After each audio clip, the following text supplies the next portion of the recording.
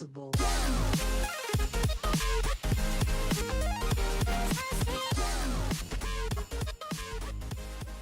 How's it going, guys, and welcome to Game & Evolved. I'm Shifty Cow, and in today's video we have another episode of Forumfield for you guys. So if you do go on to enjoy the video, be sure to smack that like button down below. Let's try and get this video to 25 likes. But anyways, guys, let's just hop right into it. So we're going to start things off with something a little bit funny, and it made me laugh, but it does have kind of a serious issue it's talking about. So he says, "I will pay you for better teammates, Dice. I don't want to be put on a team with Carl the medic who uses decoys and smoke launchers, and supports who don't give ammo. I don't want to play with engineers who don't use repair tools, and vehicle whores who can't play in vehicles." Now, I can totally see where this guy is coming from, because being put on a team where you're just getting absolutely beaten the crap out of, and it's like 1,200 tickets to like 60, it's really not fun. It's not enjoyable for anyone. If you're winning, it's not fun because you're competing with your teammates for kills. If you're losing, obviously it's not fun. You have nowhere to spawn, and chances are you're just going to get spawn camped, and that's really just not enjoyable for anyone. So honestly, I can see where this guy's coming from, but in reality, if they tried to implement any type of system like this where you had to pay a premium, say like 20 bucks a month, even like 5 bucks a month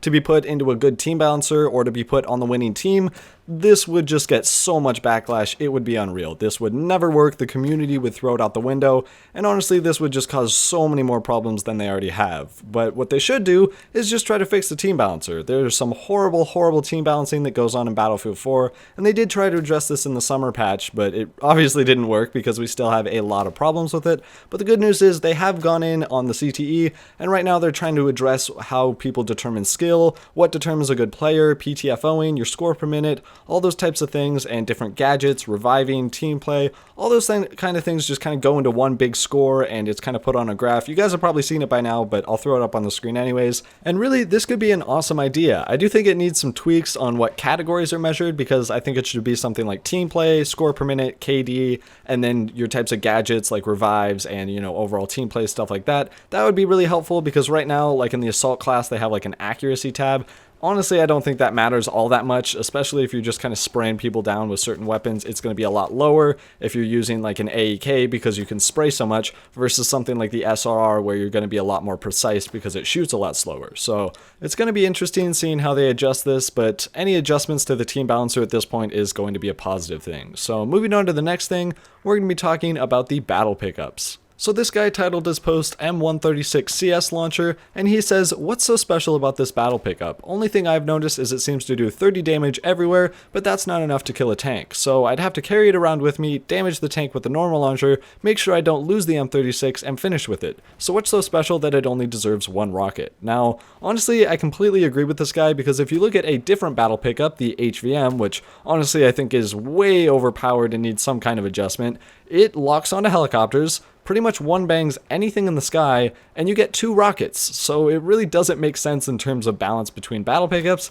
and the only reason I actually see this thing as somewhat helpful is for assault players who don't have something to damage tanks, so they can run over, pick this thing up, fire it into a tank, and hope to either damage it enough for teammates to take it out, or it's just low on health and they can finish it off, because otherwise they're screwed, they gave away their position, and really this thing is pretty useless. I don't think it should have nearly as many rockets as something like a SMA or an RPG or something you deploy with, because then it kind of, you know, throws off the balance between the engineer class and like the assault class. But really, I think this thing does need a little bit of a buff, and the easiest way I would go about it is just give it another rocket. That way it has 2 rockets, you're able to do a total of 60 damage if you do hit a tank, and that's enough to critically hit it and kind of give it a mobility hit. That'll give you enough time to either scamper off or your teammate can take it out, and anyone who's in a tank and they get 60 damage put on them, they're probably going to back out if they have half a brain, and they're going to try and escape that area. So I think that'd be the easiest way of balancing it out, and we're just going to move on to the next question. So this guy basically gave a huge paragraph just talking about a bunch of different features he'd like to see in Battlefield 5,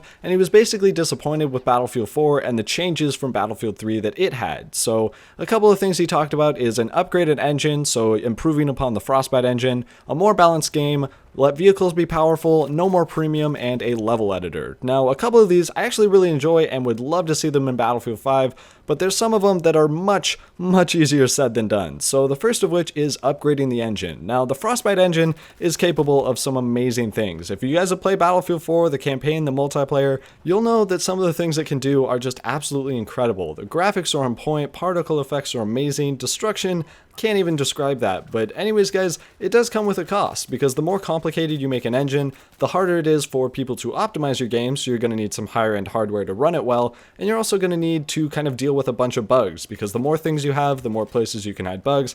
And I'm not a developer, so I'm not going to say I know everything about this, but it does sound like it's a lot harder to just upgrade an engine and make it better than it is to actually do it, then put a game into it, try and convert it, and squash all the bugs. Like, no matter what, Battlefield, I think it's just always going to have bugs. There's no game that really has no bugs that are always fixed and it's just perfect. There's definitely some that get close, but really when you look at them, they are so much simpler than this. And anytime you have 66 people connecting to a single server running a very performance heavy game that also requires an insane amount of hit reg and awesome netcode, it really just isn't going to be perfect. It never will be. There's always going to be bugs, and while upgrading the engine is always going to help, it is going to take a little bit of time for them to do these upgrades, and then of course optimize the game so it actually runs well on this newer engine. So that's pretty much it for this video, guys. I didn't talk about everything in that post, but I'll link it down in the description below if you want to read some comments. If you guys did enjoy the video, be sure to drop a like down below. I really enjoy seeing those, and also drop a comment telling me what you think or any questions that you'd like to ask.